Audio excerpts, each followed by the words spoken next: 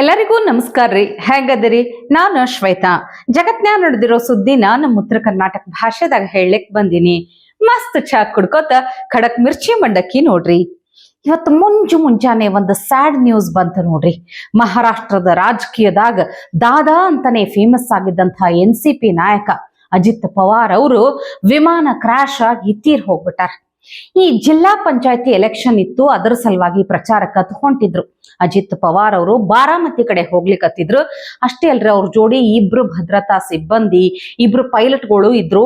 ಒಟ್ಟ 6 ಮಂದಿ ಈ ವಿಮಾನ ಅಪಘಾತದಾಗ ತೀರ್ ಹೋಗಾರ ನೋಡ್ರಪ್ಪ.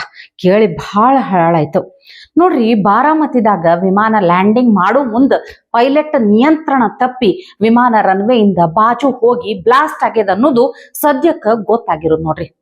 ವಿಧಿ ಆಟ ಅಂದ್ರೆ ಹೆಂಗಿರ್ತದ ನೋಡ್ರಿ, ಎಷ್ಟು ವಿಚಿತ್ರ ಅನ್ಸ್ಲಿಕ್ಕತ್ತದ. ಅಜಿತ್ ಪವಾರ್ ಅವರು ರಾಜಕೀಯ ಶುರು ಮಾಡಿದ್ದೆ ಬಾರಾಮತಿದಾಗ. ಅದೇ ನೆಲದಾಗ ಕೊನೆ ಉಸಿರು ಎಳಿತಾರಂದ್ರ ಸಾವು ಅನ್ನೋದು ಬಹಳ ವಿಚಿತ್ರ ನೋಡ್ರಿ. ಅಜಿತ್ ಪವಾರ್ ಮಹಾರಾಷ್ಟ್ರದ ರಾಜಕೀಯದಾಗ ದಾದಾ ಅಂತಾನೆ ಕರೆಸ್ಕೊಳ್ತಿದ್ದರ್ರಿ. ಇಡೀ ದೇಶ ಅವರ ಸಾವಿಗೆ ಸಂತಾಪ ಸೂಚಿಸ್ಲಿಕ್ಕತ್ತದ. ಮೋದಿಜಿನೂ ಟ್ವೀಟ್ ಮಾಡ್ಯಾರ. ಅಷ್ಟೇ ಅಲ್ರಿ, ಇಂಥ ಟೈಮ್ನ್ಯಾಗ ಒಂದಿಷ್ಟು ಅವರ ಹಳಿ ವಿಡಿಯೋಗಳ್ನು सोशल मीडियाದಾಗ व्हायरल ಆಗ್ಲಿಕತ್ತವ. राज्याचे उपमुख्यमंत्री दादा, काही लोक परमनंट उपमुख्यमंत्री म्हणतात, पण माझ्या तुम्हाला शुभेच्छा आहेत. तुम्ही जरूर एक दिवस मुख्यमंत्री व्हा असे आमचे अजित दादा पवार. ಇದು ಫಡ್ನವೀಸ್ ಅವರು ಹೇಳಿದ ಮಾತು. ಅಜಿತ್ ಪವಾರ್ ಅವರಿಗೆ ಈ ಪರ್ಮನೆಂಟ್ ಉಪಮುಖ್ಯಮಂತ್ರಿ ಅಂತಾನೆ ಕರಿತಿದ್ರು. ಅದಕ್ಕ ಫಡ್ನವೀಸ್ ಅವರು ಹೇಳ್ತಾರ, ಮುಂದೊಂದು ದಿನ ನೀವು CM ಆಗ್ತೀರಿ ಅಂತ ಹೇಳಿ. ಆದ್ರ ಆ ಕನಸಾಗೆ ಉಳಿತೆ ನೋಡ್ರಪ್ಪ. ಹಿಂಗೆ ಬಹಳಷ್ಟು ವಿಡಿಯೋಗಳು ಸೋಷಿಯಲ್ ಮೀಡಿಯಾದಾಗ ಹಂಚ್ಕೊಳ್ಳಿಕತ್ತಾರ. ರಾಜಕೀಯ ಏನೇ ಇರ್ಲಿ, ಅವ್ರ ಆತ್ಮಕ್ಕೆ ಶಾಂತಿ ಸಿಗಲಿ ಅಂತ ಕೋರೋಣ. ಈಗ ಮುಂದಿನ ವಿಷಯಕ್ಕೆ ಬರೋಣ. ಬಜೆಟ್ ಅಧಿವೇಶನದಕ್ಕಿಂತ ಮೊದಲ ಸಂಸತ್ನ್ಯಾಗ ಜಂಟಿ ಅಧಿವೇಶನ ಶುರು ಆಗೈತಿ. ರಾಷ್ಟ್ರಪತಿ ದ್ರೌಪದಿ ಮುರ್ಮು ಅವರು ಚಾಲನೆ ಕೊಟ್ಟರು. ಅಷ್ಟೇ ಅಲ್ಲ, ಈ ಟೈಮ್ನಾಗ ದ್ರೌಪದಿ ಮುರ್ಮು ಅವರು ಭಾಷಣ ಮಾಡ್ಲಿಕ್ಕೆ ಶುರು ಮಾಡ್ತಾರ. ಅಲ್ಲ, ರಾಷ್ಟ್ರಪತಿಗಳು ಭಾಷಣ ಶುರು ಮಾಡ್ತಿದ್ದಂಗೆನೆ ಈ ಕಡೆ ನಮ್ಮ ಖರ್ಗೆ ಸಾಹೇಬ್ರು ಮತ್ತೆ ರಾಹುಲ್ ಗಾಂಧಿ ಅವರನ್ನ ಸ್ವಲ್ಪ ನೋಡ್ಬೇಕು ನೀವು. ಈ ಹಳ್ಳ್ಯಾಗ ಒಳ್ಳೆ ಹೆಂಗಸೂರು ಅರಳಿ ಕಟ್ಟಿ ಮೇಲೆ ಕುಂತ್ಕೊಂಡು ಗಾಸಿಪ್ ಮಾಡ್ತಿರ್ತಾರ ನೋಡ್ರಿ. ಹಂಗ ಏನೋ ಮಾತಾಡ್ಕೊಂತ ಹರಟೆ ಹೊಡ್ಕೊಂತ ಕುಂತ ಬಿಟ್ಟಾರ. ಸರಿ ಹೋಯ್ತ್ರಪ್ಪ. ಅಲ್ಲಿ ಗಣರಾಜ್ಯೋತ್ಸವದಾಗ ಬ್ರಹ್ಮೋಸ್ ಪ್ರದರ್ಶನ ಆಗೋ ಮುಂದ ಹಿಂಗ ಈ ಮನುಷ್ಯ ಮೊಬೈಲ್ ಇಟ್ಕೊಂಡು ಕುಂತ ಬಿಟ್ಟಿದ್ರ. ಈಗ ನೋಡಿದ್ರ ಹಿಂಗ ಗಾಸಿಪ್ ಮಾಡ್ಕೊಂಡು ಕುಂತ ಬಿಟ್ಟಾರ. ನಾ ಹೇಳಿದ್ದೇರಿ, ಯಾವತ್ತೇ ಹೇಳಿದ್ದೆ ನಾನು. ಅವ್ರವ್ವ ಸೋನಿಯಾ ಮೇಡಮಿಗೆ ಅರ್ಥನೇ ಆಗ್ಲಿಲ್ಲ ನೋಡ್ರಿ. ಮೇಡಮ್, ನಿಮ್ಮ ಮಗನಿಗೆ ರಾಜಕೀಯದಾಗ ಆಸಕ್ತಿನೇ ಇಲ್ಲ, ಒಂದ್ ಸ್ವಲ್ಪ ಇಂಟ್ರೆಸ್ಟ್ ಇಲ್ಲ. ಅವ್ರು ಏನಿದ್ರು ಹಿಂಗ ಜಾಲಿ ಆಗಿರೋರು ಸುಮ್ಮನೆ ಅವ್ರ ಪಾಡಿಗೆ ಅವ್ರಿಗೆ ಬಿಟ್ರಲ್ಲ ಅಂತ ಹೇಳಿದ್ದೆ ನಾನು. ಅವ್ರು ಎಲ್ಲಿ ಕೇಳ್ತಾರ ಬಿಡ್ರಿ. ರೀಲಾಂಚ್ ಅಂತ ಹೇಳ ಮತ್ ಎಷ್ಟು ಸರ್ತಿ ಲಾಂಚ್ ಮಾಡಿದ್ರು ಅದು ಫ್ಲಾಪ್ ಆಗೋದದು. ಗಾಡಿದ ಇಂಜಿನ್ ಸರಿ ಇಲ್ಲ, ಎಷ್ಟು ಪೆಟ್ರೋಲ್ ಹಾಕಿದ್ರಿ ಏನ್ ಹೇಳ್ರಿ, ಹೆಂಗ್ ಕೊಡ್ಬೇಕು ಹೇಳ್ರಿ ನೀವ. ಅವ್ರ ಫಾಲೋವರ್ಸ್ನು ಒಂದಷ್ಟು ಮಂದಿ ಅದಾರ್ಯಪ್ಪ, ಅವ್ರು ಹಂಗೆ ಆಡ್ತಾರ ಅಂತೀನಿ. ಸೇಮ್ ಟು ಸೇಮ್ ಅವ್ರದೇ ಬುದ್ಧಿ. सोनिया गांधी जिंदाबाद, राहुल गांधी जिंदाबाद, सोनिया माता की जय, राहुल पिताजी की जय, और प्रियंका माता भी जय, महात्मा गांधी की तो जय गाइस. ಇದು ಹೆಂಗಂತ ಅವ್ರ ಹೇಳ್ಬೇಕು ನೋಡ್ರಿ. ಸೋನಿಯಾ ಮಾತಾ ಕಿ ಜೈ ಅಂತಾರ, ರಾಹುಲ್ ಪಿತಾಜಿ ಕಿ ಜೈ ಅಂತಾರ. ಹೆಂಗಿದ ಅಂತ ಹೇಳಿ ನಮಗಂತೂ ಅರ್ಥ ಆಗಿಲ್ಲ. ಖರೇ ಹೇಳ್ಬೇಕಂದ್ರ ನಮಗ್ ಇಲ್ಲಿ ತನಕ ಇವ್ರ ಲೀಡರ್ನೂ ಅರ್ಥ ಆಗಿಲ್ಲ, ಇವ್ರೂ ಅರ್ಥ ಆಗಿಲ್ಲ. ಬಿಡೋಣ. ಅದ ನೋಡ್ರಿ ಅಪ್ಪ, ನಮ್ ಮೋದಿಜಿ ನೋಡ್ರಿ, ಯುರೋಪ್ ನಾಯಕಿನೋ ಬಂದ್ ಭಾರತನ ಹೊಗಳಿಕತ್ತಾರ. ಇದು Modiji ತಾಕತ್ತಂದ್ರ. When India grows, the whole world grows. India has risen and Europe is truly glad about it, because when India succeeds, the world is more stable, more prosperous and more secure, and we all benefit.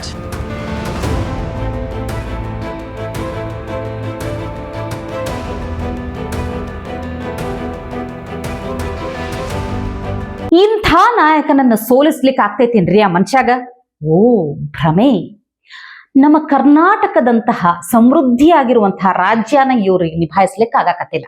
ಇನ್ನು ಇಡೀ ದೇಶನ ಇವ್ರ ಕೈ ಕೊಟ್ರ ಚೀನಾಗ half rating ಮಾರಿಬಿಡ್ತಾರ ಅಷ್ಟೇ. ಇಲ್ಲಿ ನೋಡ್ರಿ, ತಿಂಗಳ ರೊಕ್ಕ ಹಾಕ್ತಿವಿ, ಗ್ಯಾರಂಟಿ ಕೊಡ್ತೀವಿ ಅಂತ ಹೇಳಿ ಎಲ್ಲರನ್ನು ಮಳ ಮಾಡಿ ಲಕ್ಷ್ಮಕ್ಕ ಈಗ ಯಾರ ಕೈಗೂ ಸಿಗಾಕತ್ತಿಲ್ಲ, ಕಣ್ಣಿಗೆ ಕಾಣಿಸ್ಕೊಳ್ಳಕತ್ತಿಲ್ಲ. ಅಧಿವೇಶನದಾಗ ನೋಡಿದ್ರ ಅಲ್ಲೂನು ಇಲ್ಲ. ತಿಂಗಳಿಗೆ 2,000 ರೂಪಾಯಿ, ವರ್ಷಕ್ಕೆ 24,000 ರೂಪಾಯಿ ಹಣವನ್ನ ಸಾಮಾನ್ಯ ಜನರಿಗೆ ಇವತ್ತು ಸರ್ಕಾರದಿಂದ ವರ್ಗಾವಣೆಯನ್ನ ಮಾಡ್ತಾ ಇದ್ದೇವೆ. ಹಣ ನಾಳೆ ಸಾಯಂಕಾಲನೇ ಖಾತೆಗೆ ಜಮಾ ಆಗುತ್ತೆ.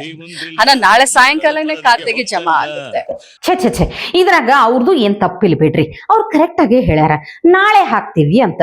ಅದ್ ಯಾವ ನಾಳೆ ಅಂತ ಏನಾರ ಕರೆಕ್ಟ್ ಆಗಿ ಹೇಳಿದ್ರ ಇಲ್ಲ, ಹೌದಿಲ್ಲ? ಮತ್ತ ಅವ್ರನ್ನ ಬಯೋದ್ರಾಗ ಏನ್ ಉಪಯೋಗ ಇಲ್ಲ ಅಂತಿ ನೋಡ್ರಿ.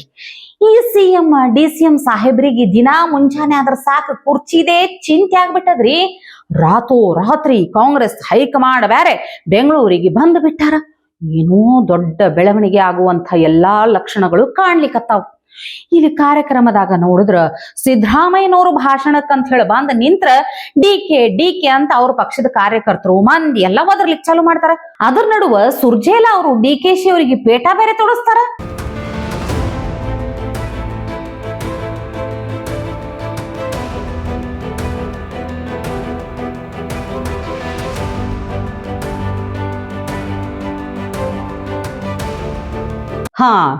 ಈ ಪೇಟ ಈಗ 108 ಸಂಶಯಕ್ಕೆ ಕಾರಣ ಆಗೈತ್ ನೋಡ್ರಿ. ಸುರ್ಜೇವಾಲಾ ಅವರು ಇಲ್ಲಿ ಪೇಟ ಹಾಕಿದ್ದು ಈ ಪಟ್ಟಾಭಿಷೇಕದ ಮುನ್ಸೂಚನೆ ಇರಬಹುದಾ, ಅಥವಾ ಏ ಪೇಟ ಲೇಕೆ ಚುಪ್ ಬೇಠೋ ಬೇಟ ಅಂತ ಹೇಳಿ ಇದನ್ನ ಸಮಾಧಾನ ಮಾಡ್ಕೊಂತ ಹೇಳಿಕತ್ತಾರ? ಫುಲ್ ಕನ್ಫ್ಯೂಷನ್ ಆಗ್ಲಿಕ್ಕತ್ತದ ನೋಡ್ರಪ್ಪ. ಬಾಜುದಾಗ ನೋಡಿದ್ರ ಹೊತ್ಕೊಂಡು ಉರಿಲಿಕ್ಕತ್ತದ. ಇದರ ನಡುವ ಇಲ್ಲೊಬ್ರದಾರ್ ನೋಡ್ರಿ, ಯಾವಾಗ್ಲೂ ಕಾಮಿಡಿ ಮಾಡ್ಕೊಂಡು ಪ್ರದೀಪ್ ಈಶ್ವರ್ ಅವ್ರದೊಂದು ಕಾಮಿಡಿ ಇರ್ಲೇಬೇಕಲ್ಲ.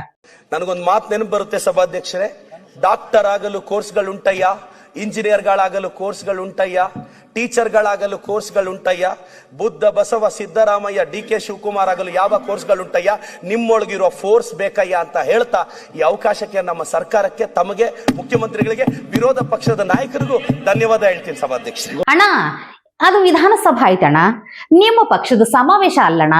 ಈ ತರದ ಡೈಲಾಗ್ಗಳೆಲ್ಲ ಅಲ್ಲೇ ಇರ್ಲಣ್ಣ. ಸ್ಪೀಕರ್ ಸಾಹೇಬ್ರೆ, ಈ ಮನುಷ್ಯಾಗ ಅದ್ ಹೆಂಗ್ ನೀವು ಗೊತ್ತಿದ್ರು ಮೇಲ ಮಾತಾಡ್ಲಿಕ್ಕೆ ಅವಕಾಶ ಕೊಡ್ತಿರೋ ಏನೋ.